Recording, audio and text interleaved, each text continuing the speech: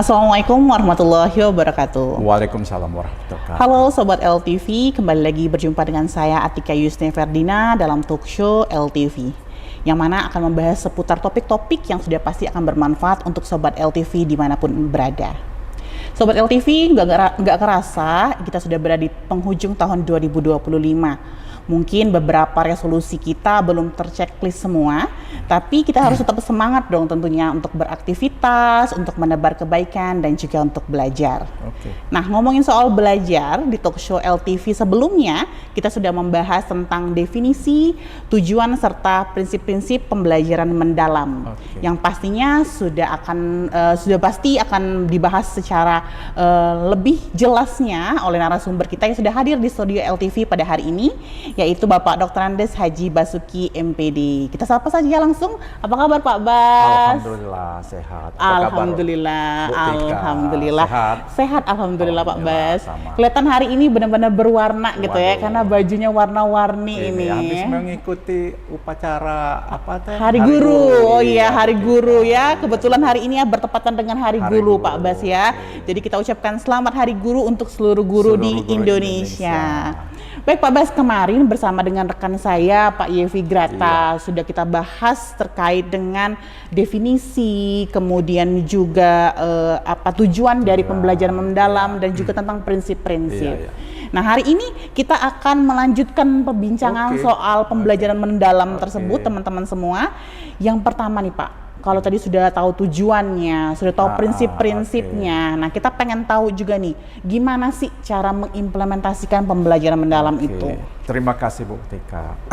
Sobat LTV yang saya hormati, dimanapun Anda berada. Assalamualaikum warahmatullahi wabarakatuh. Waalaikumsalam warahmatullahi wabarakatuh. Jadi Bu Tika, namanya deep learning, pembelajaran mendalam itu perlu kita implementasikan ya. Nah, karena kalau kita sekadar ucapkan saja tanpa implementasi kan tidak bisa, tidak ada harganya gitu ya. Betul. Nah, jadi implementasi pembelajaran mendalam ini ada 3 tahapan. Yang pertama itu perencanaan, yang kedua pelaksanaan, yang ketiga asesmen. Nah, semua itu harus berprinsip pada prinsip pembelajaran mendalam, yaitu berkesadaran, bermakna, dan menggembirakan. Selain itu, ada juga nantinya di pelaksanaan itu ada pengalaman belajar. Itu kita bahas tentang memahaminya seperti apa, mengaplikasinya seperti apa, lalu merefleksinya seperti apa. Itu cara kita untuk mengimplementasikan deep learning di dalam suatu proses pembelajaran. Oh, gitu. Berarti ada beberapa tahap ya dalam implementasikannya, dimulai dari perencanaan, kemudian pelaksanaan, dan terakhir adalah assessment gitu ya. Gitu. Oke, berarti kita mulai dari yang awal dulu nih Pak ya. Jadi dari perencanaan gitu ya. Tahapan apa aja sih yang harus dilaksanakan dalam perencanaan itu biar sesuai dengan yang namanya pembelajaran mendalam? Oke, jadi bagus sekali pertanyaannya. Jadi yang namanya perencanaan pelajaran itu harus dilakukan oleh guru. Nah, guru yang mengajar itu tidak boleh langsung gujuk-gujuk masuk kelas, tapi perlu perencanaan, apalagi deep learning, pembelajaran mendalam harus sifatnya utuh dan mendalam serta bermakna sesuai dengan prinsipnya. Jadi ada 12 langkah untuk seorang guru melakukan suatu perencanaan pembelajaran ya. Yang pertama adalah mengidentifikasi kesiapan peserta didik sebelum belajar, lalu mengidentifikasi materi yang akan diajarkan, lalu mengidentifikasi dimensi profil lulusan.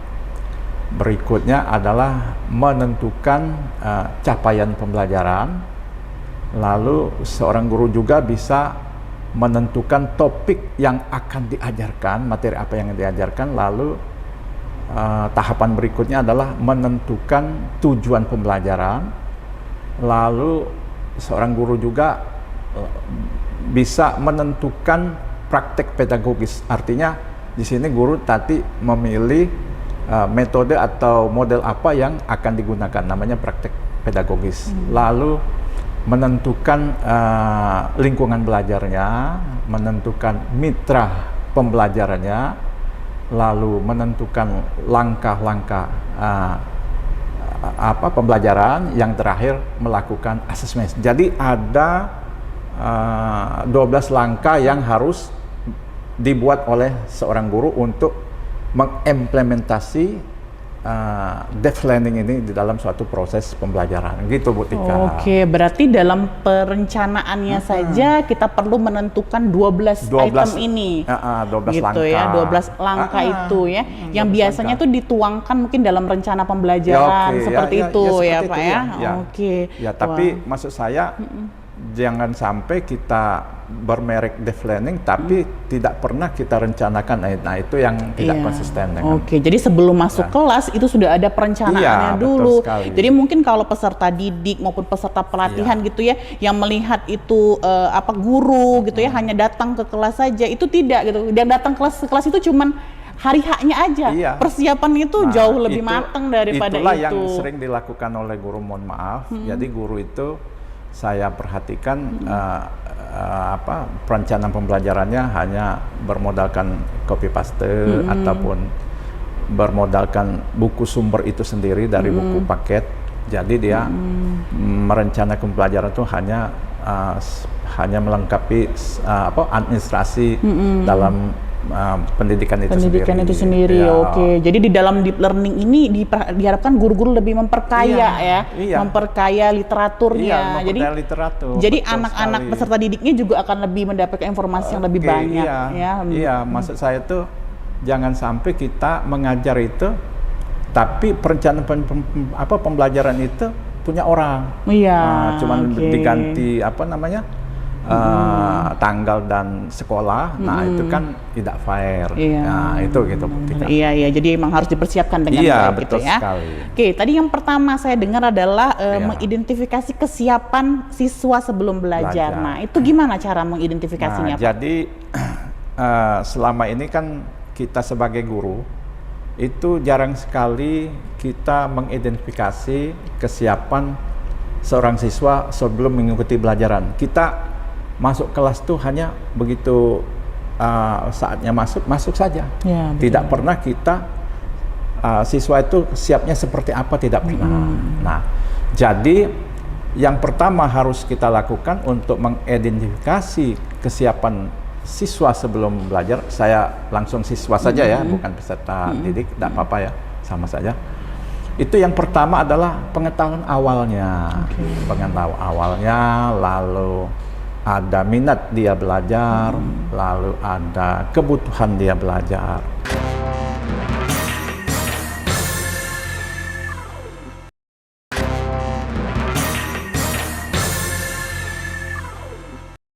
Kita bahas satu-satu Bu Tika ya. Betul. Pertama, pengetahuan awal. Jadi sangatlah penting seorang guru tuh mengetahui pengetahuan awalnya. Jadi sejauh mana seorang siswa itu pengetahuan awalnya tuh yang akan kita ajarkan tahu gitu. Titik startnya gitu ya. Titik startnya supaya kita kan tidak meraba-raba, kita tidak menduga-duga bahwa siswa itu. Nah, karena konsepnya itu tidak ada siswa yang bodoh gitu ya. Jadi kita harus tahu dulu start awalnya seperti apa sih siswa kita tuh. Nah, itulah perlunya kita tuh harus mengetahui pengetahuan awal siswa. Jadi untuk mengetahui topik yang akan kita ajarkan sampai di mana siswa itu tahu tentang materi yang akan kita ajarkan. Betul. Nah, jadi ini sangatlah penting. Nah, jarang guru itu melakukan itu ya.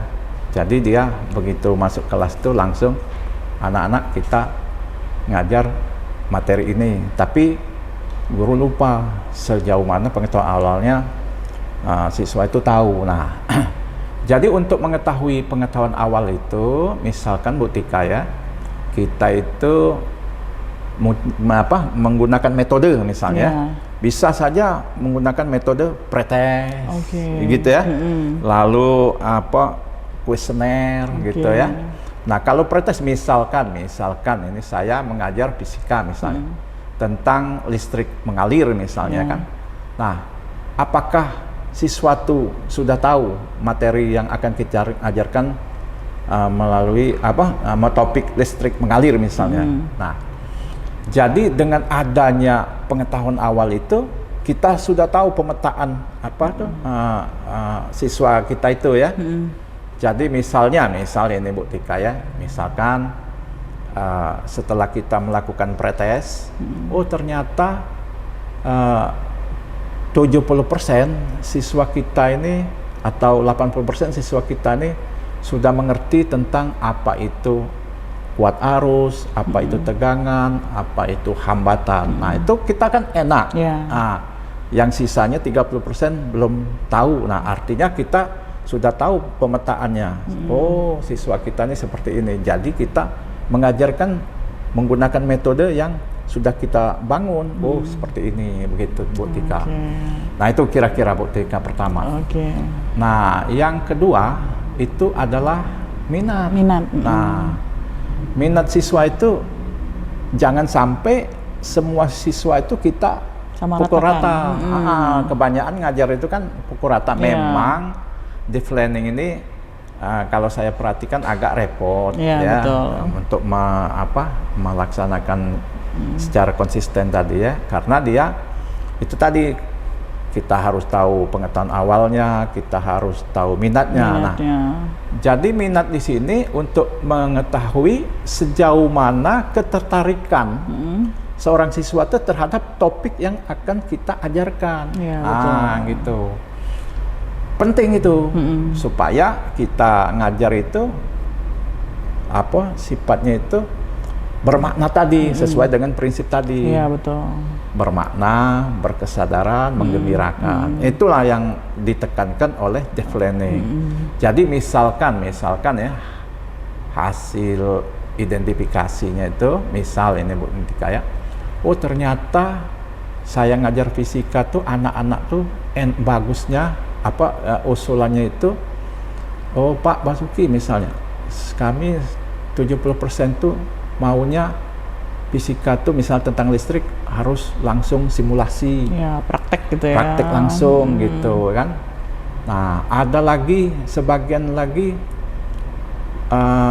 eksperimen nyata begitu. Nah, itu kan perlu kita. Ada lagi sebagian lagi untuk minatnya itu, kami ini hanya butuhnya konsep saja begitu. Nah, dari situlah kita tahu, anak-anak itu ternyata kalau kita ngajar listrik mengalir maunya tuh ini praktik langsung atau simulasi tentang kelistrikan. Begitu Bu Tika. Nah, yang berikutnya Bu Tika ya, tentang kebutuhan. Nah, kebutuhan ini kan siswa tuh butuh apa? Ya, topik yang kita ajarkan tadi. Jadi kalau misalnya siswa tuh butuh konsep yang mendalam, misalnya siswa tuh butuh bagaimana soal yang dari rendah ke tinggi. Nah, itu kita akomodasi semua.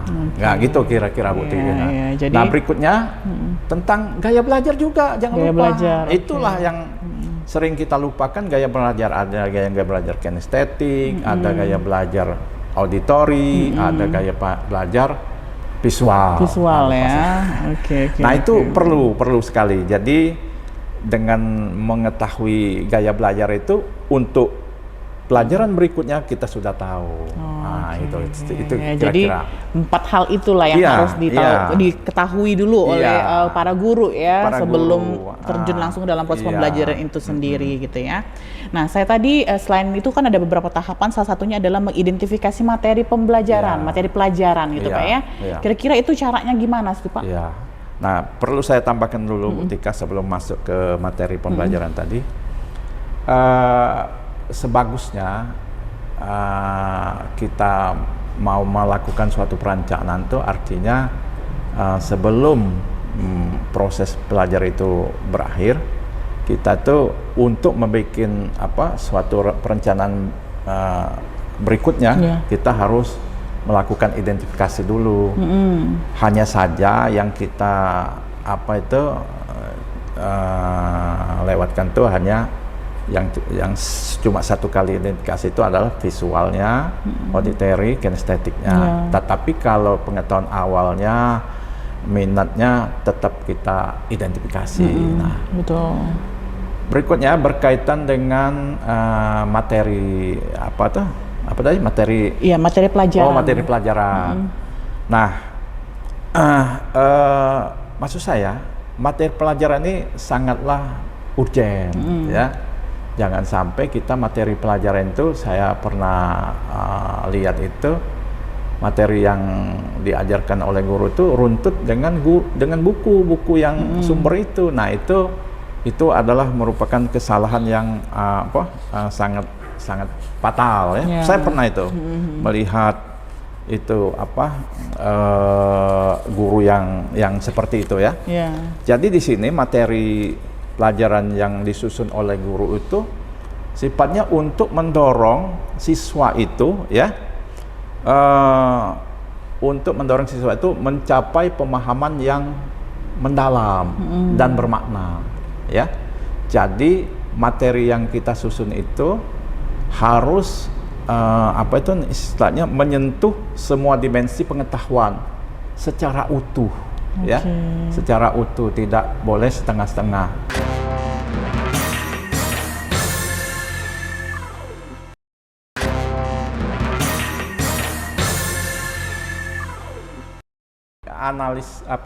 Mengidentifikasi materi pelajaran itu bukan hanya tahapan pengetahuan saja, tetapi dia relevansi.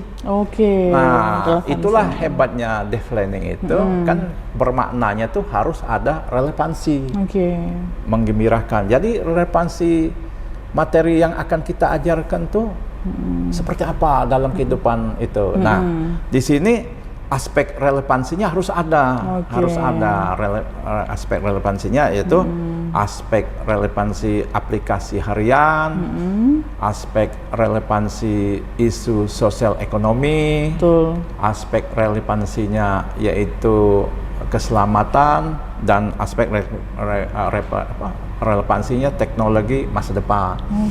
Jadi di dalam suatu proses pembelajaran itu, di perencanaan itu kita harus tuliskan semua itu, Bu Tika, supaya apa yang kita rencanakan tuh terukur.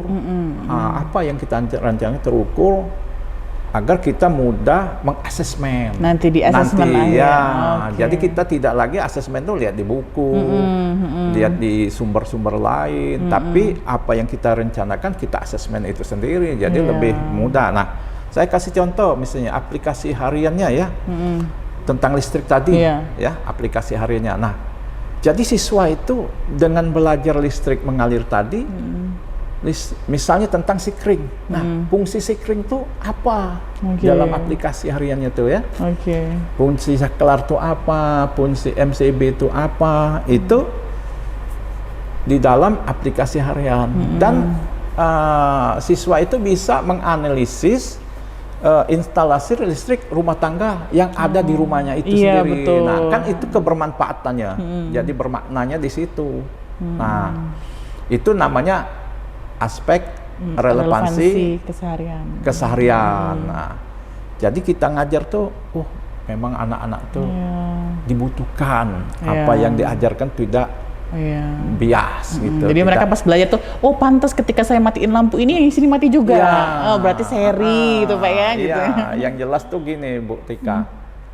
Deep learning tuh mengidentifikasi itu jangan sampai siswa itu sifatnya menghafal. Betul. Jadi dia tahu, mendalam dan bermakna. Nah, lalu isu sosial ekonomi itu si siswa itu bisa menganalisis berapa sih biaya yang keluar di rumah tangga kami dengan mempelajari listrik tadi. Nah, jadi dia tahu ada misalnya 4 lampu, 1 TV, 2 kulkas, misalnya mesin air, terus apalagi itu banyak sekali yang digunakan. Nah, dia bisa apa? Menghitung berapa nilai yang harus dikeluarkan oleh orang tua kita, ya, oleh orang tuanya, anak-anak bisa menghitung. Iya. Nah, dan dampaknya terhadap apa itu namanya ekonomi keluarga tuh tahu. Iya, benar. Nah, dari situlah bisa sesuatu seperti apa berhemat karena energi besar. Nah, itulah namanya relevansi dalam kehidupan sosial nyata. ekonomi. Perlunya kita mengidentifikasi materi pelajaran yang akan kita ajarkan. Yang berikutnya adalah keselamatan. Nah, dengan belajar apa namanya listrik mengalir tadi, diharapkan siswa itu tahu, Bu Tika, seperti apa sih dampak kalau konsleting, ya, terus dampak dari sengatan listrik itu seperti apa. Nah, itu mengapa bisa terjadi konsleting, mengapa bisa terjadi sengatan listrik seperti itu. Kenapa burung itu hinggap satu kaki di kabel yang tegangan tinggi itu tidak mati, tidak terbakar gitu. Nah, itu perlu apa namanya? Ya itu tadi dikaitkan dengan pembelajaran mendalam tadi. Yang berikutnya adalah teknologi masa depan. Jadi siswa itu diajarkan bagaimana listrik itu bisa timbulnya ada energi terbarukan, adanya mobil listrik, bagaimana tentang hubungan dengan gadget, dengan apa alat listrik lainnya. Nah, itulah yang apa tuh Bu Tika, yang saya tertariknya dengan deep learning itu. Begitu mendalamnya kita harus merencanakan suatu proses pembelajaran. Itu Bu Tika. Itu baru satu topik aja. Baru satu topik aja, iya Bu Tika. Tapi memang kalau diterapkan ini manfaatnya luar biasa. Iya, luar biasa. Karena nggak hanya menyentuh kebutuhan anak-anak untuk pelajaran aja, tetapi lebih kepada kehidupan mereka sehari-hari. Iya, betul sekali. Nah, ada lagi Bu Tika. Saking kita harus mengidentifikasi deep learning, materi pelajaran di deep learning itu ada tingkat kesulitan juga. Oh, yang harus disiapkan. Jadi tingkat kesulitan dan struktur materinya ada tingkat kesulitan yang dasar, ada yang inti, dan ada yang aplikatif. Jadi disitulah peran kita sebagai guru itu memang betul-betul matang kita rencanakan. Contohnya kalau kita ke pasar itu kan kalau tidak kita rencanakan akhirnya kan banyak dibeli. Bahkan yang nggak berguna dibeli. Nah, itulah yang.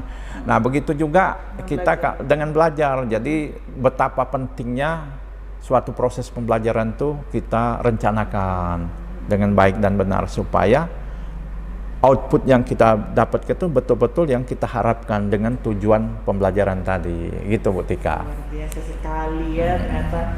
Saya tuh jadi tertarik nih Pak. Iya. Gitu ya, saya pasti pengen ngikutin nih beberapa hal lagi. Karena tadi baru membahas tentang perencanaan. Perencanaan, Pak. Kayaknya kita perlu nih ya untuk seri-seri berikutnya mungkin terkait dengan pelaksanaan, juga terkait dengan assessment nantinya ya. Iya. Oke, tapi itu baru ini Bu Tika, baru tahap aja. Iya, baru mengidentifikasi materi, belum bagaimana cara mengidentifikasi dimensi profil lulusan, baru bagaimana cara menentukan capaian pelajar. Masih kan 12 tahapan tadi. Perencanaan aja udah baru beberapa tahap. Baru beberapa tahap. Masih saking mendalamnya deep learning itu. Berarti kita butuh banyak series nih. Iya, banyak series. Perlu banyak series nih di Jadi langsung tidak kulit tapi kita harus betul-betul diimplementasikan ya. Ya, namun itulah tadi Pak, waktu juga yang membatasi kebersamaan kita ya. Mungkin akan ada seri-seri berikutnya yang pasti bakal dinantikan oleh Sobat LTV di rumah. Baik Sobat LTV, seperti yang tadi kita sampaikan, karena waktu juga membatasi kebersamaan kita akan berjumpa kembali dalam seri-seri talk show LTV lainnya. Dan pasti akan bersama dengan tentu juga dengan Pak Dr. Andes Haji Basuki MPD terkait dengan pembelajaran mendalam dan juga dengan narasumber-narasumber yang lainnya.